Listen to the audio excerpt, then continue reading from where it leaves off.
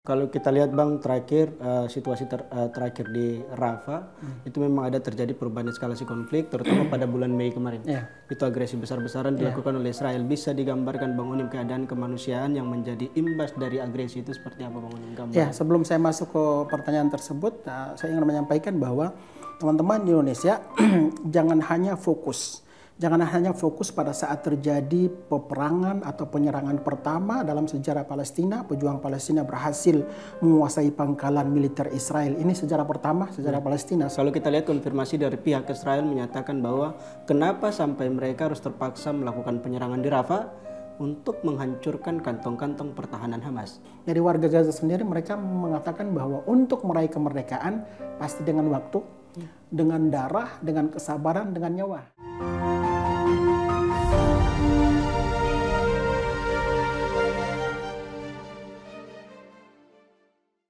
Assalamualaikum warahmatullahi wabarakatuh pemirsa, kembali berjumpa dengan saya Faisal Salatolohi dalam program Ngobrol Bareng. Pada episode kali ini kita akan berbicara terkait dengan update peristiwa dan juga informasi terkini yang terjadi di Gaza, terutama di wilayah Rafah. Dan saat ini untuk bersamai saya di studio sudah hadir salah satu tamu istimewa, yakni Bang Onim.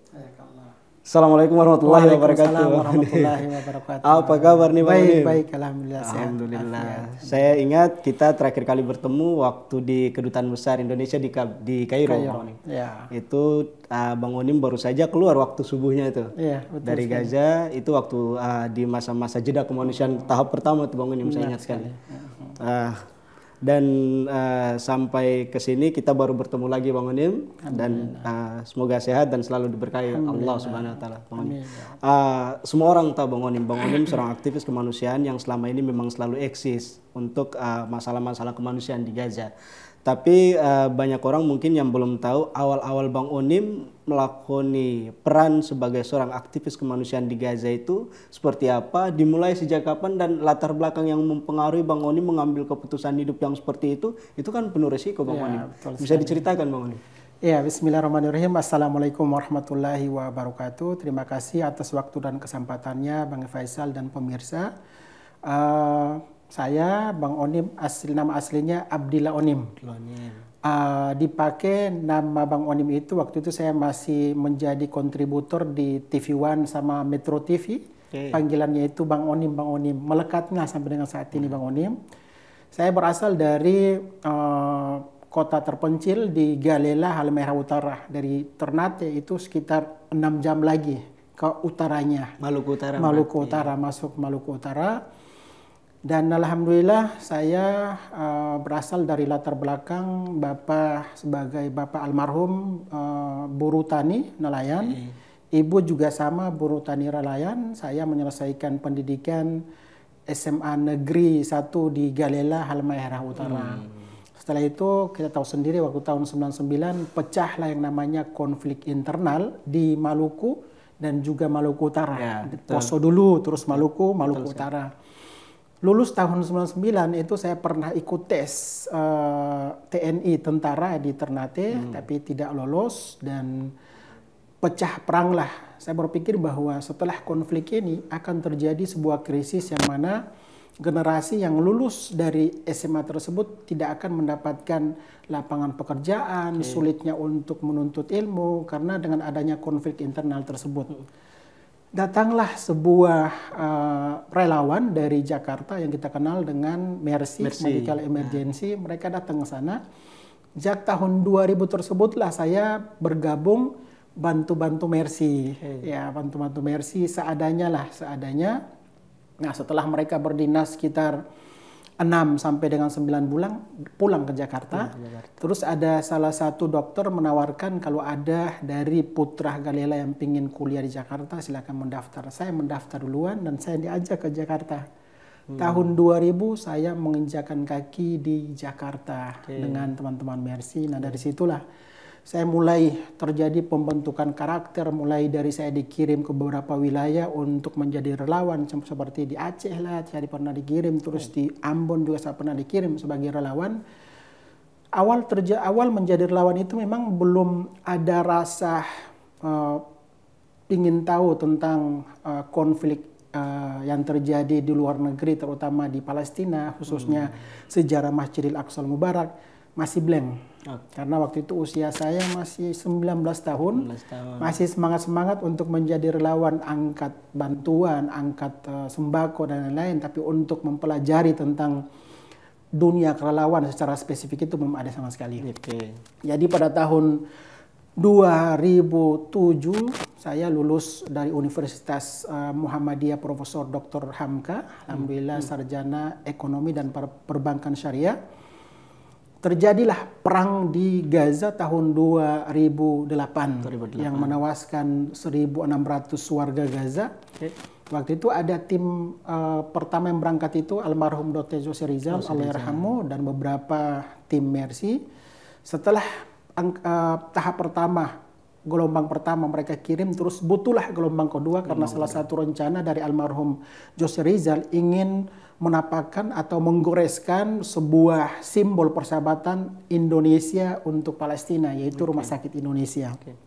Pembangunan perencanaan Rumah Sakit Indonesia memang sebuah keputusan atau sebuah ide yang bisa dikatakan misi impossible. Karena dalam situasi seperti itu kita harus menghadirkan semen, terus juga memilih kontraktor yang ada di Gaza, itu memang sangat sulit. Tapi luar biasa alhamdulillah dengan adanya tekad dan juga kerja keras dari teman-teman Mercy, kirimlah gelombang yang kedua.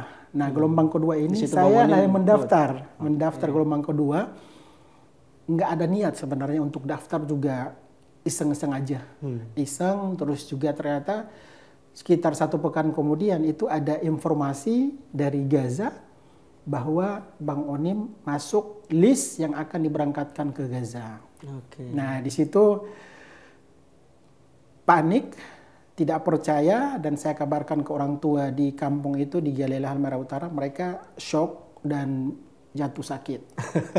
Karena mereka berpikir bahwa kalau bicara tentang Palestina, dulunya itu berbicara tentang apa namanya, bom bunuh diri, terus juga istishhadiyah tadi, terus watak dari orang kampung itu mengatakan mungkin berpikir bahwa ini putra kita ini nyotor nyawa. Nah, itu yang dalam benak orang tua saya di kampung seperti itu. Itu awal perjalanan saya sehingga bisa diamanahkan oleh Mercy untuk berangkat ke Gaza. Salah satu misinya itu mengurus tanah wakaf untuk pembangunan Rumah Sakit Indonesia. Jadi salah satu tim intinya alhamdulillah. Dan kalau boleh dikatakan bahwa rumah sakit itu merupakan gagasan pembangunan rumah sakit asal Indonesia pertama di sana ya Bang? Itu Indonesia pertama di Palestina seluruhnya, dan bisa dikatakan rumah sakit Ashifa pertama, rumah sakit yang kedua mega, terbesar, terlengkap itu ada Rumah Sakit Indonesia. Dan di situ juga Bang Oni mulai sepertinya berjalannya waktu Bang Oni mulai nyaman dan hati pikiran Bang Oni itu mulai ada di sana dan ingin menetap di sana. Belum. Begitu datang ke jalur Gaza, saya juga melihat langsung bagaimana pola kehidupan, terus juga pergaulan, terus juga mencari pengalaman, terus bergaul dengan masyarakat Palestina itu kan dari nol lagi. Maksudnya dari Jakarta, Indonesia, datang ke wilayah konflik, bagaimana caranya kita bisa menyatukan komunikasi kita, beradaptasi dengan warga yang memang hidup di wilayah konflik, yaitu di Palestina. Berada di Gaza sekitar 4 bulan kalau tidak salah, itu memang tidak ada rasa kemauan untuk menetap di sana, itu nggak ada sama sekali. Pokoknya datang ke sana hanya diamanahkan untuk mengurus tanah sampai ke tingkat pembangunan tahap pertama Rumah Sakit Indonesia, terus pulang. Tapi karena alhamdulillah saya pun diamanahkan agar supaya Bang Oni menetap di sana. Nah, setelah berjalan menetap sekitar 1 tahun, saya juga berpikir bahwa usia saya waktu itu 26 tahun, tentunya sudah harus berpikir bagaimana caranya berkeluarga. Teleponlah saya ke orang tua bahwa saya masih dipilih untuk menetap di jalur Gaza. Nah, usia saya sudah 26 nih. Saya telepon almarhum Bapak Ismail yang ada di Galilea Halmahera Utara, kata beliau, dicoba aja kalau di situ ada jodoh, terus kita mau ngapain kalau takdir Allah. Cobalah. Alhamdulillah tahun 2011 saya berhasil menyunting, mempersunting muslimah Palestina, dan saya itu putra Indonesia pertama melangsungkan pernikahan di Gaza, di dalamnya ya. Kalau di luar kan adalah orang Indonesia nikah, tapi kalau di wilayah konflik itu alhamdulillah saya putra pertama yang melangsungkan pernikahan di wilayah konflik. Oke, selama Bang Onim berproses di sana ngelihat keadaan kehidupan masyarakat di wilayah konflik, apa sih yang bisa Bang Onim gambarkan terkait dengan kultur, latar belakang kehidupan masyarakat Gaza dalam situasi peperangan itu, Bang Onim? Aktivitasnya seperti apa? Yang saya lihat waktu itu memang dari ini ya, dari semangat untuk hidup, semangat untuk berjuang, semangat untuk bertahan, itu yang saya lihat di seluruh dunia mungkin adanya di wilayah jalur Gaza.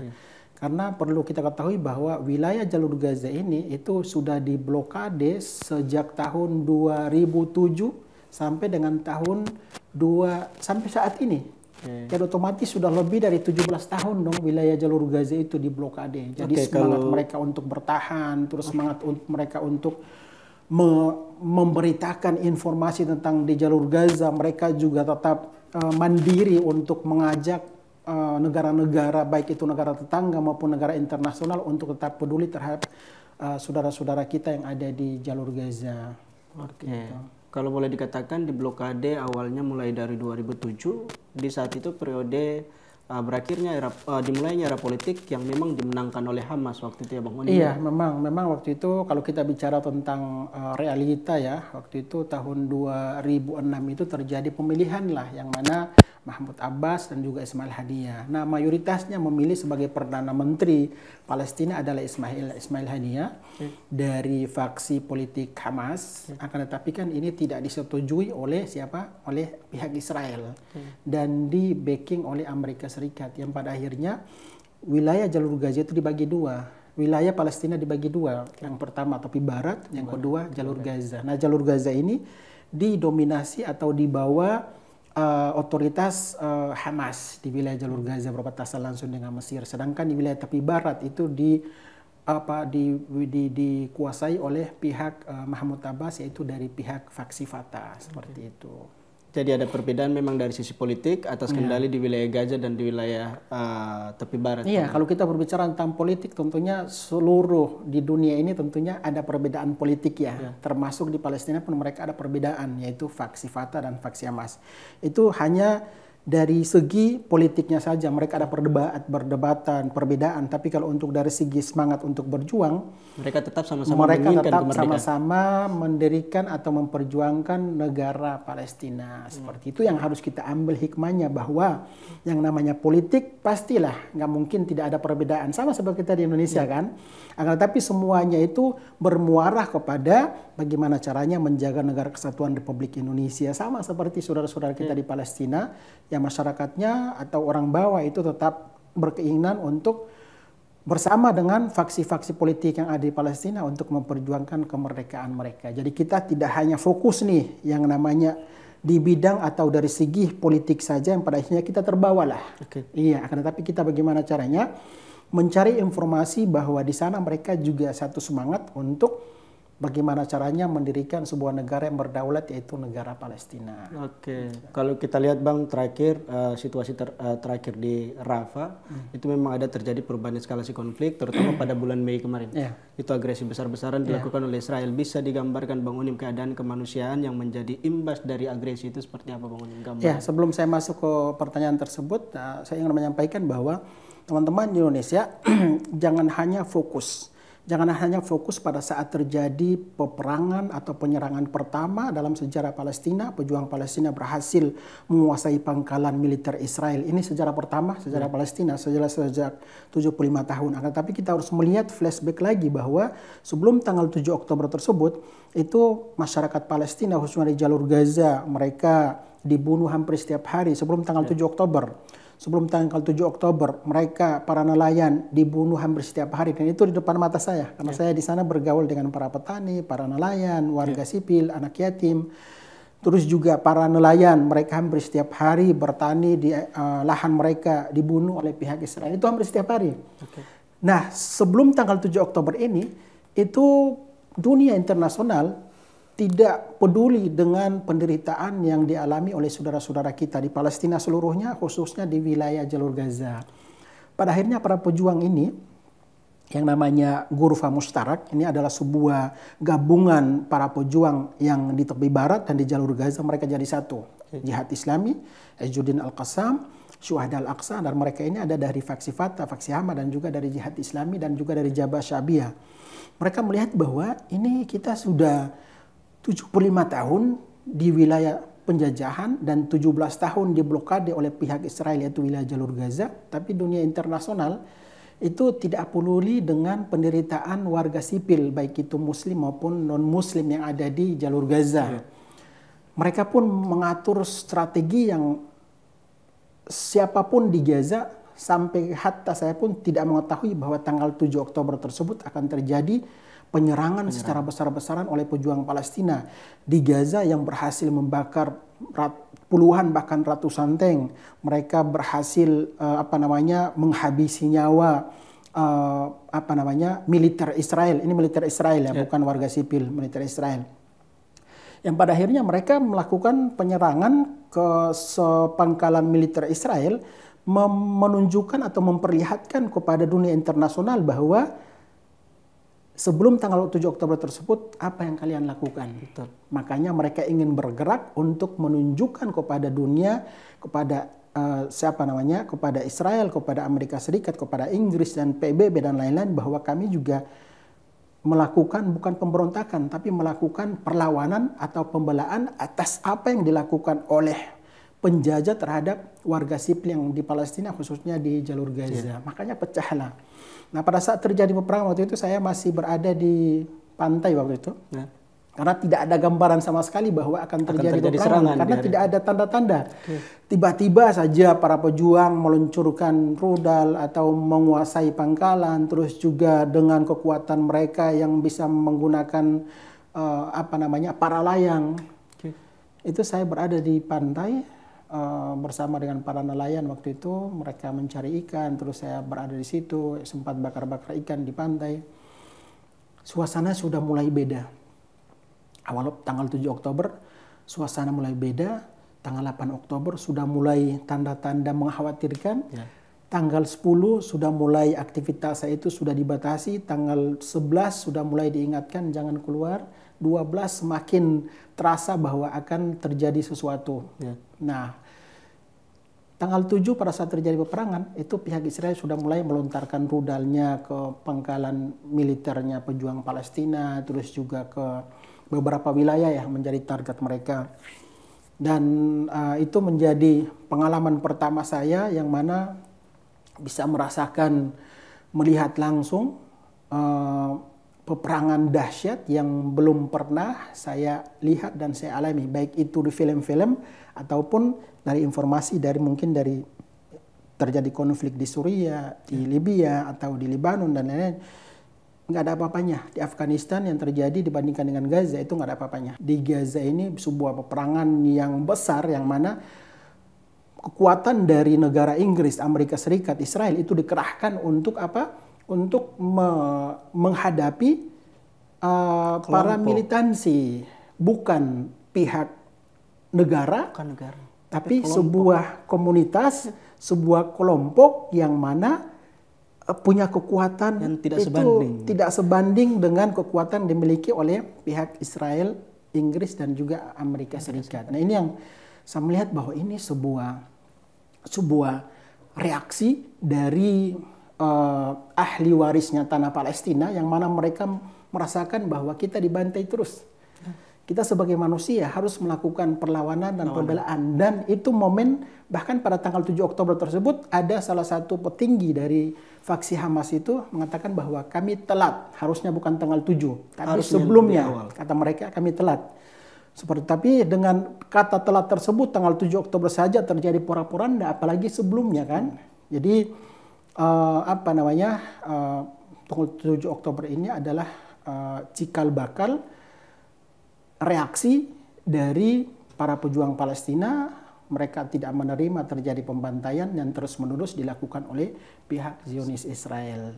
Nah, teman-teman kita di Indonesia kan mereka lebih konsennya itu kan tanggal 7 Oktober. Kata mereka ada menggiring opini dari orang awam di Indonesia mengatakan bahwa Kalau tidak terjadi tanggal 7 Oktober, maka tidak akan terjadi pembunuhan. Nah, ini harus diluruskan. Nah, saya hampir 14 tahun berada di jalur Gaza, ingin meluruskan bahwa tanggal 7 Oktober tersebut itu adalah puncak mereka bereaksi. Karena sebelumnya terjadi pembunuhan, pembantaian dilakukan oleh pihak penjajah terhadap warga sipil. Dan itu selama bertahun-tahun. Nah, itu selama bertahun-tahun.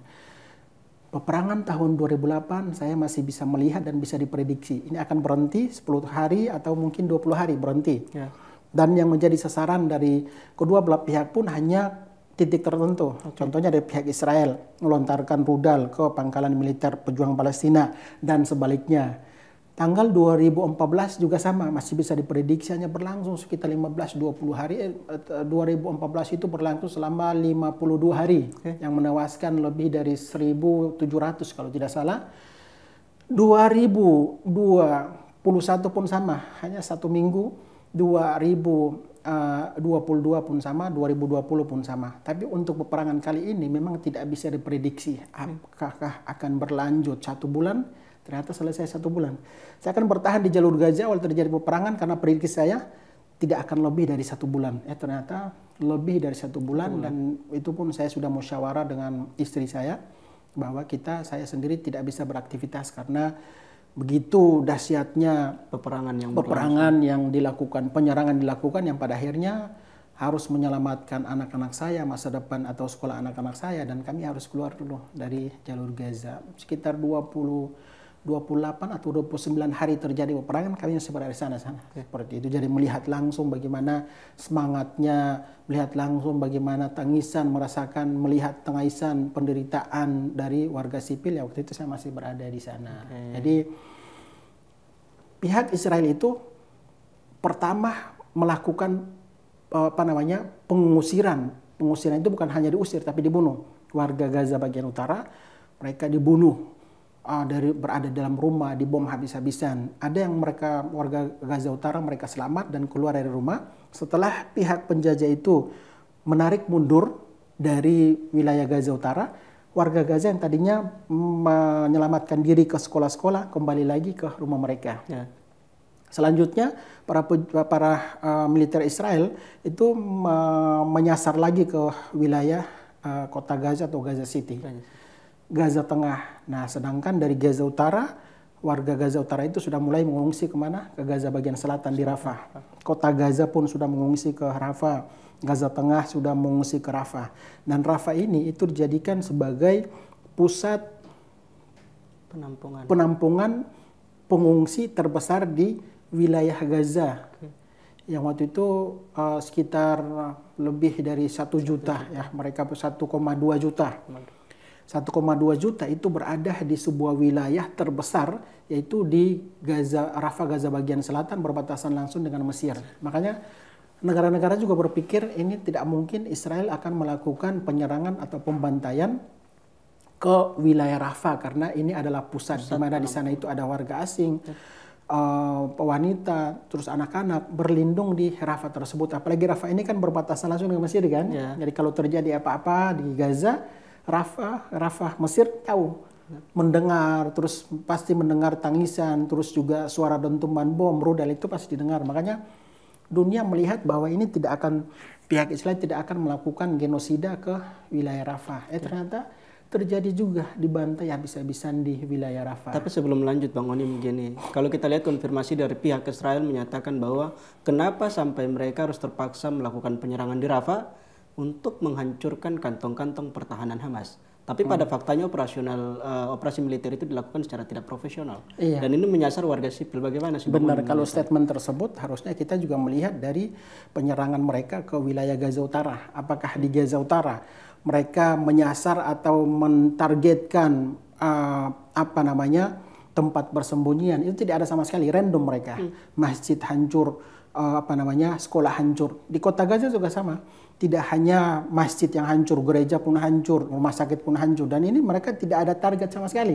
Jadi kalau contohnya dari Perdana Menteri penjajah berstatement bahwa mereka menyasar ini adalah pusat perlawanan, pusat bahasa mereka pusat teroris atau pemberontakan di wilayah Rafah, itu sebenarnya bahasa klasik sih sebenarnya. Itu hanya statement mereka saja bagaimana caranya mereka ingin membumi hanguskan seluruh wilayah Gaza, terutama di wilayah Rafah. Karena kita lihat sendiri kalau contohnya berbicara tentang kekuatan militer, harusnya menghadapi militer. Tapi yang terjadi adalah militer bahkan membantai anak-anak. Nah itu kan sudah disaksikan oleh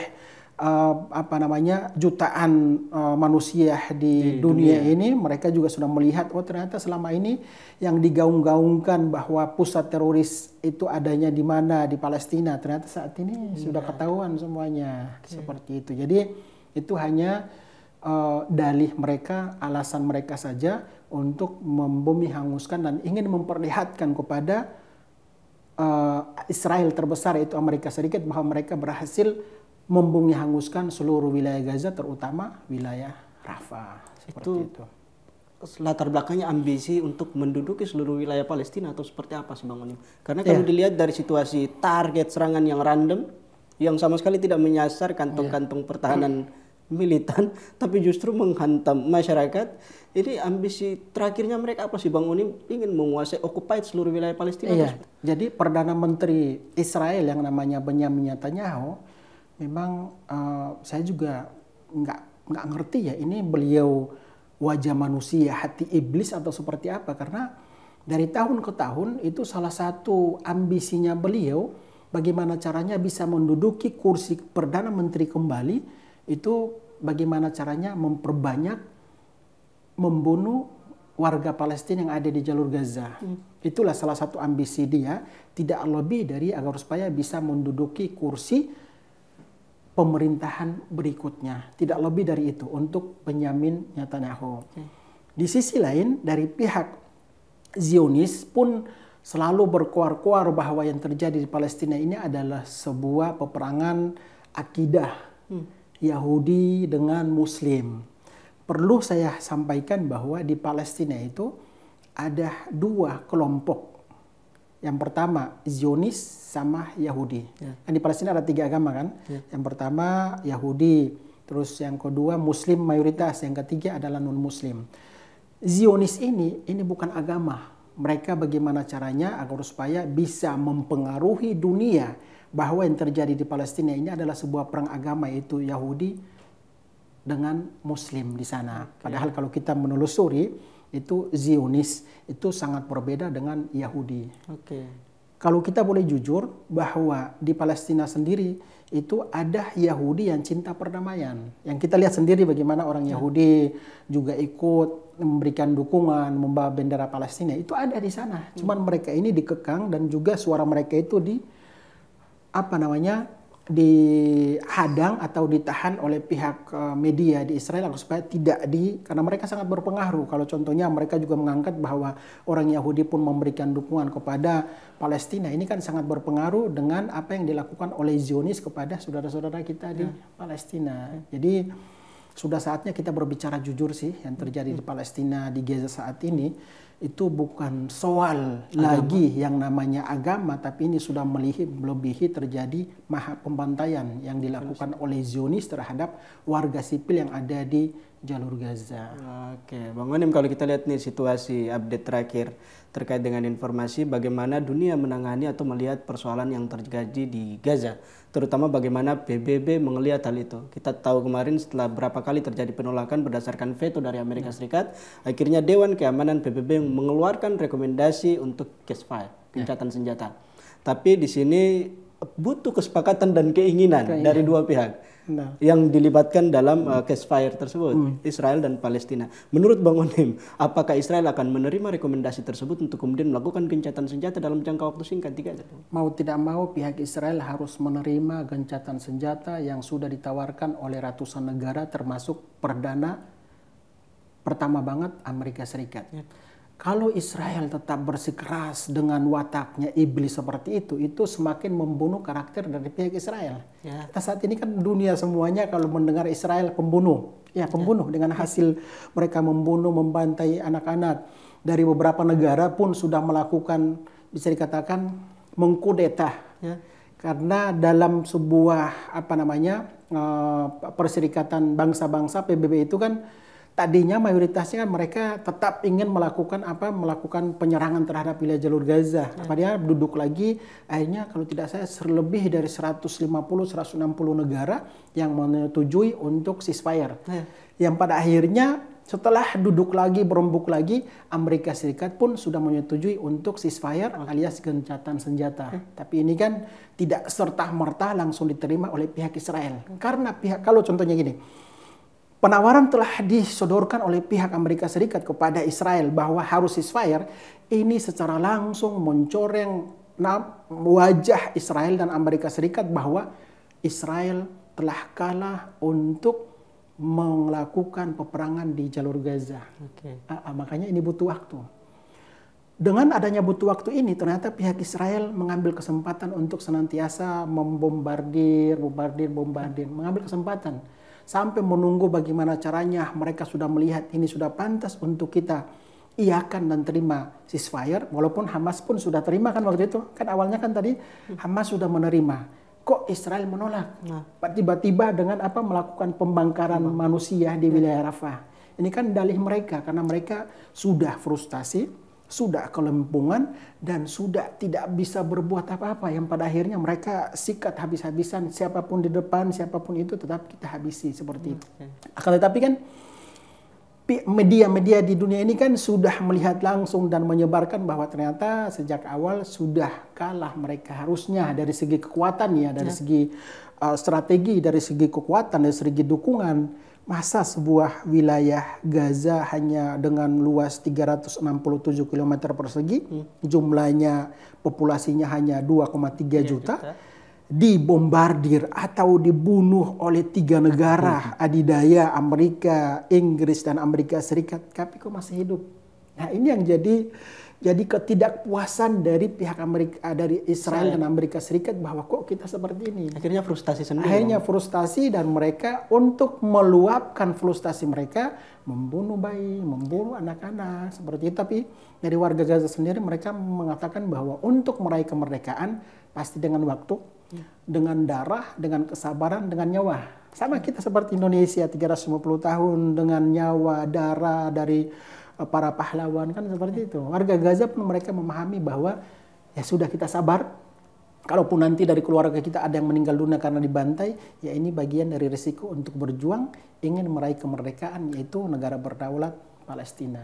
Nah itu yang diyakini oleh saudara-saudara kita di Palestina. Jadi kita melihat yang terjadi pembantaian di jalur Gaza, manusiawi kita sedih, menangis, terus juga yang paling kita utamakan adalah mendoakannya saudara-saudara kita yang ada di Palestina. Karena masyarakat Gaza sendiri itu mereka mengatakan bahwa kami sangat bersyukur dilahirkan oleh Allah Subhanahu wa taala, dihadirkan oleh Allah Subhanahu wa taala di tanah Palestina dengan satu amanah yang harus kami emban, yaitu adalah menjaga ulal kiblatain, yaitu Masjidil Aqsa dan tanah Palestina yang diwakafkan oleh para anbiya kepada umat Islam di seluruh dunia. Jadi harusnya yang terjadi dengan kekuatan iman, semangat bertahan hidup dari saudara-saudara kita di jalur Gaza, harusnya negara-negara tetangga bersyukur.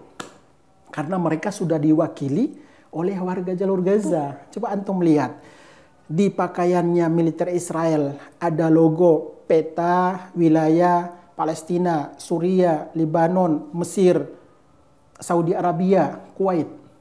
Yang berjuang mempertahankan di barisan terdepan siapa? Saudara-saudara, mereka yang ada di jalur Gaza. Oke lah kita Indonesia memberikan dukungan, tapi kan kalau dari segi geografis kan kita jauh kan, wilayah sangat jauh. Jadi kita cukup sekedar memberikan kontribusi, mengajak kepada masyarakat bersatu padu dengan pemerintah untuk berkontribusi kepada saudara-saudara kita di Palestina. Jadi terjadi di Gaza ini benar-benar complicated yang harus mencerna dengan akal sehat. Kalau kita mencerna tidak menggunakan akal sehat, yang pada akhirnya kita berstatement yang seakan ingin menteroriskan saudara-saudara kita di jalur Gaza, kalau kita mencerna hanya dengan kacamata air mata, maka kita akan tidak bertahan memberikan dukungan. Hanya 1 bulan, 2 bulan semangat kita menurun, melandai seperti itu. Jadi untuk isu Palestina yang paling kita kedepankan itu sebenarnya bukan donasi sebenarnya, tapi edukasi yang harus kita sampaikan kepada publik di Indonesia, ini yang paling berperan pihak Kementerian Pendidikan dan juga Kementerian Agama harusnya. Kalau bisa itu memasukkan ke dalam kurikulum sejarah Palestina itu ke tingkat SD sampai dengan perguruan tinggi, baik muslim maupun non-muslim, agar supaya memahami tentang isu Palestina itu tidak hanya mereka lihat di media saja. Dan itu juga sangat memungkinkan Bang Onim, karena kita juga punya kewajiban secara moral yang disinggung dalam konstitusi kita. Iya, itulah salah satu alasan kenapa kita harus mempertegas bahwa kalau bisa masuk kurikulum, karena ini adalah amanah konstitusi. Jangan sampai hanya tercantum di Undang-Undang Dasar, kita bacakan saja, terus kita galang dana, semangatnya selesai, tapi kita tidak memahami atau mencantumkan di dalam masing-masing diri tersebut tentang sejarah Palestina itu seperti ini bagi kita umat Islam. Bagi antum yang non-muslim seperti ini loh memberikan dukungan. Karena yang menjadi korban di jalur Gaza sendiri yang saya sampaikan bahwa yang menjadi korban yang dibantai mati itu tidak hanya muslim mayoritas. Tetapi mohon maaf non-muslim, orang Kristen pun mohon maaf, saya tidak bisa mengintervensi non-muslim untuk peduli terhadap Palestina. Saya hanya menyampaikan realita bahwa yang menjadi korban mayoritasnya adalah muslim. Tetapi jangan lupa non-muslim orang Kristen yang berada di dalam gereja pun dibantai oleh pihak Israel. Itu ada realita. Itu yang harus kita angkat dan harus kita edukasikan kepada publik yang ada di Indonesia. Jangan sampai melihat Palestina hanya sebatas sembako. Nggak boleh seperti ini. Karena kita bagi umat Islam nih, isu Palestina ini bagian dari akidah kita selesai. Bagian dari keyakinan kita selesai.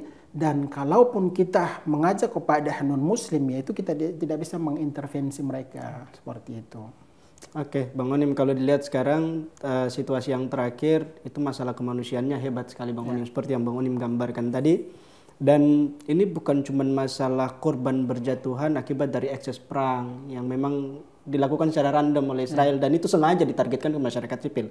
Tapi kita juga melihat mereka juga memblokade Bang Onim. Jalur masuk distribusi logistik.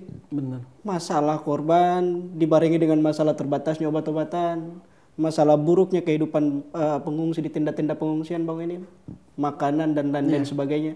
Itu dalam situasi yang terakhir Bang Onim, kalau mau digambarkan itu buruknya seperti apa sih Bang? Jadi pihak Israel memperlakukan menguasai akses masuknya bahan makanan bagi warga Gaza, terutama pintu Rafah. Pintu Rafah ini kan salah satu urat nadinya ya, keluar masuk baik barang maupun orang dari Gaza ke negara lain itu hanya di Rafah. Ternyata sudah dikuasai. Dan ini adalah salah satu strategi dari pihak Israel bagaimana caranya mempengaruhi warga sipil yang ada di Gaza agar supaya bisa menerima untuk dibawa atau diungsikan ke negara lain. Yang pertama, akses dikuasainya pihak Israel salah satu cara agar supaya memprovokasi warga sipil untuk bisa membenci atau menolak pejuang Palestina untuk menghadapi pihak Israel. Hanya dua. Tetapi kan kita lihat sendiri bahwa warga Gaza itu mereka tidak mudah untuk dipengaruhi seperti itu. Jadi saya sendiri pada saat melihat langsung bagaimana waktu saya masih berada di sana pun bahan bantuan sebenarnya masih ada di dalam, tapi kalau untuk dari luar masuk ke Gaza itu sangat sedikit waktu itu. Jadi saya sendiri beraktivitas itu memang membeli barang-barang yang pasarnya belum dihancurkan oleh pihak Israel. Kami berkomunikasi dengan pihak pedagang, ambillah. Jadi aktivitas Bang Onim awal-awal terjadi peperangan bukan mengambil bantuan dari negara lain, tapi di bawah enggak, tapi di dalam atau bantuan lokal yang kami beli terus distribusi, karena kan saya sendiri alhamdulillah dipercaya oleh para pedagang yang ada di sana baik di utara maupun Gaza Selatan, terus dengan pihak bank pun mereka percaya. Jadi terserah Bang Onim aktivitas dulu karena ini fase emergensi ya. Seperti jadi perlu saya luruskan bahwa karena kan di luar sana masih ada yang belum percaya kok Bang Onim aktivitasnya sangat sangat gencar awal-awal terjadi peperangan. Bahwa gini, para pedagang di jalur Gaza tersebut mereka memasok dagangan mereka, contohnya memasok dagangan dengan stok 1 tahun atau 1 tahun ke depan sampai habis kan 1 tahun ke depan. Nah pada tanggal 7 Oktober tersebut mungkin ada 1-2 pedagang yang sudah tahu, yang pada akhirnya mereka sudah menyetok barang untuk 2 tahun ke depan. Nah, yang 2 tahun ke depan tersebutlah kami dari NPC alhamdulillah membeli sembako, terus gandum, obat-obatan, air minum itu kepada pedagang tersebut, yang sampai dengan saat ini pun walaupun tetap beraktivitas tapi jumlah yang kami distribusikan tidak sebanyak seperti peperangan tahun sebelumnya. Seperti itu. Jadi saat ini perlu sampaikan bahwa alhamdulillah atas izin Allah Subhanahu wa taala saya masih diberikan panjang umur oleh Allah Subhanahu wa taala, bisa keluar dari jalur Gaza. Saya tidak bisa membayangkan dalam situasi saat ini saya dan anak istri berada di jalur Gaza. Nggak bisa membayangkan. Itu sangat sangat buruk, sangat terbatas, sangat memprihatinkan. Dan warga Gaza ini mereka sebenarnya orang yang berada, akan tetapi dimiskinkan oleh pihak penjajah. Sebelum-sebelumnya saya tidak pernah melihat atau mendengar kasus mati kelaparan. Tapi untuk kali ini memang sengaja dilaparkan oleh pihak penjajah Israel. Dibantai, dilaparkan. Dibantai, dilaparkan, dan nyawa manusia yang tidak ada harganya di mata Israel, yaitu saudara-saudara antum yang ada di Gaza. Dibantai, tidak diperkarakan sampai dengan saat ini. Tiap detik, tiap menit mereka dibantai, tapi ya masyarakat internasional tidak bisa berbuat apa-apa untuk bagi warga jalur Gaza. Mereka sudah menghimbau negara tetangga, menghimbau masyarakat internasional.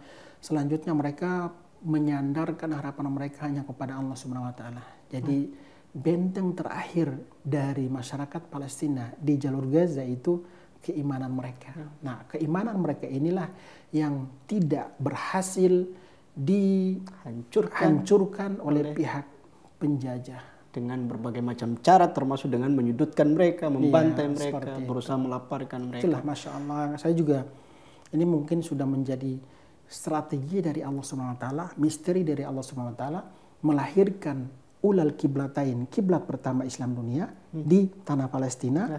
Tentunya Allah Subhanahu wa taala juga menghadirkan generasi pemberani, ekstra sabar, ekstra tabah untuk menjaga Baitul Maqdis dan tanah Palestina. Coba kita bayangkan kalau Allah Subhanahu wa taala menghadirkan generasi yang peperangan sebentar mengungsi. Peperangan sebentar mereka angkat tangan. Nggak bisa membayangkan kalau contohnya menghadirkan generasi tersebut, mungkin tanah Palestina sudah kosong dari para muslimin yang ada di sana. Oke Bang Onim, baik. Kalau kita melihat situasi yang buruk itu, hadir NPC di situ Bang Onim. Bang Onim selaku penggagasnya Nusantara Palestina Center dengan berbagai macam aksi-aksi kemanusiaan Bang Onim. Dan kita juga berharap bahwa aksi-aksi kemanusiaan itu bisa terus berlanjut ke depan Bang Onim, dan bagaimana caranya kita menghimbau kepada masyarakat Indonesia untuk tetap bisa memberikan dukungan kepada warga Gaza, tapi dengan landasan berpikir dan landasan perasaan emosional yang tetap menghargai mereka, bahwa mereka adalah bangsa, bagian dari saudara kita, memang layak untuk diapresiasi. Iya, gitu, benar sekali. Jadi kita berkontribusi sebenarnya tidak lain dari hanya mengapresiasi mereka. Yang pertama, yang kedua, jumlah muslim di dunia ini kan 1,9 miliar. Tapi kan kita tidak bisa berbuat apa-apa. Termasuk para pemirsa. Yang bisa berbuat sesuatu hanyalah warga Gaza yang sangat terbatas, yang hanya berjumlah saat ini mungkin 2,3 juta, bahkan sudah kurang, sebagiannya sudah dibunuh oleh pihak penjajah. Nah, saya sejak tahun 2008 menginjakan kaki, terus lanjut lagi berkomitmen pada tahun 2010 melanjutkan. Alhamdulillah saya melihat bahwa isu Palestina itu jangan lagi dieksklusifkan.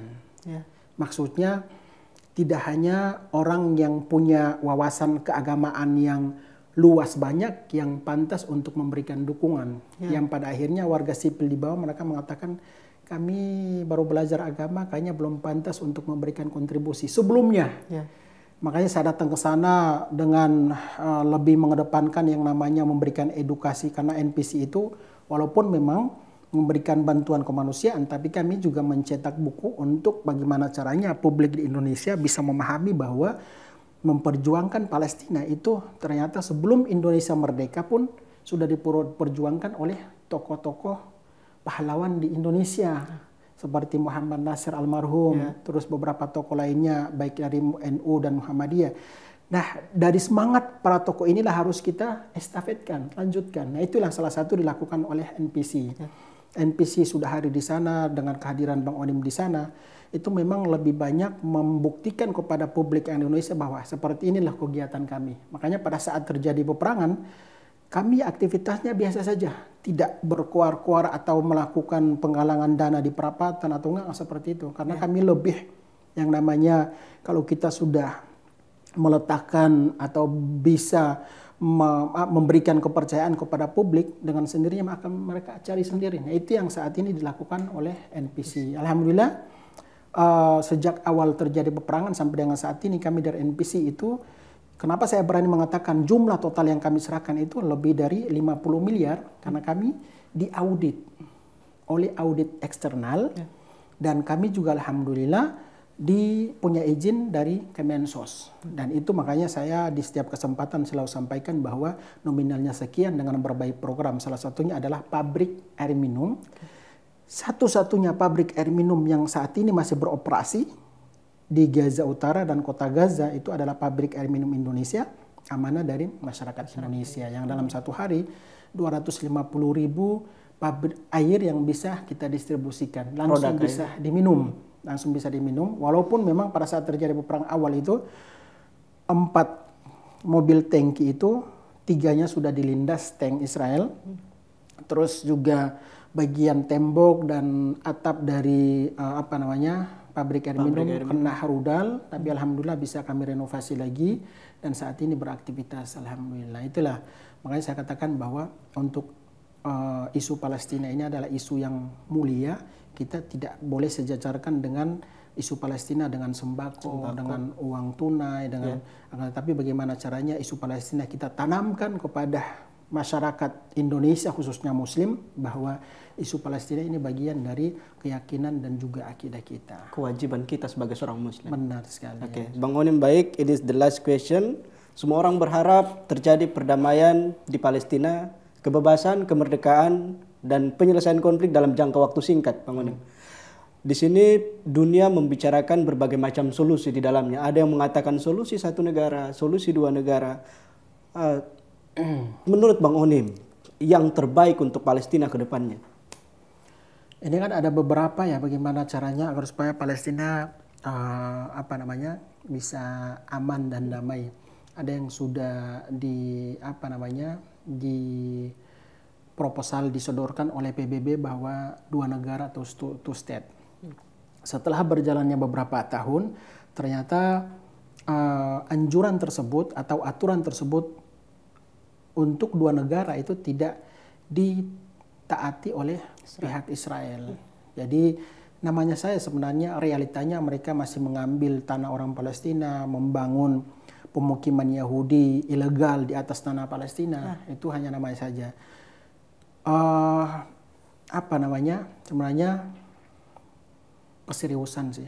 Kalau contohnya dari negara-negara terutama Indonesia kalau serius ya insya Allah bisa menciptakan perdamaian di tanah Palestina. Nah, salah satu caranya pemerintah Indonesia harus menekan atau mungkin melakukan pendekatan dengan negara yang berpengaruh yang bisa mendengar oleh pihak Israel, Amerika Serikat, Inggris, negara tetangga dari negara Palestina. Bagaimana caranya?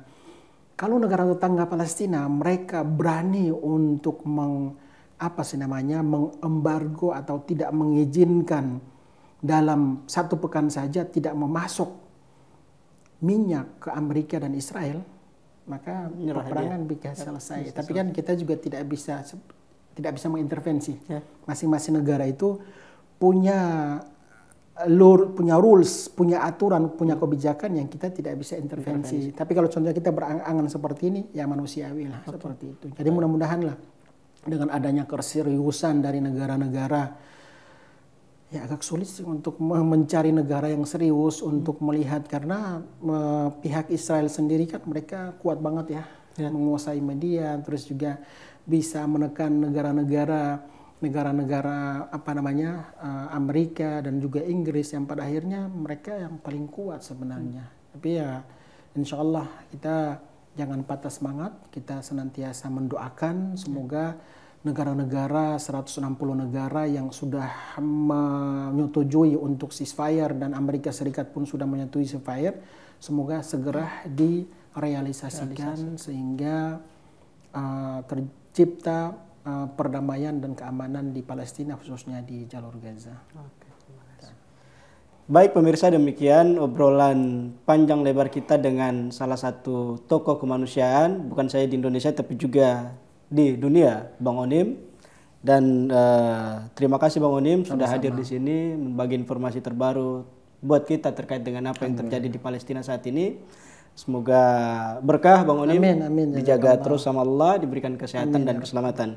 Baik pemirsa, demikian saya Faisal Salatullah mengundurkan diri. Assalamualaikum warahmatullahi wabarakatuh. Waalaikumsalam.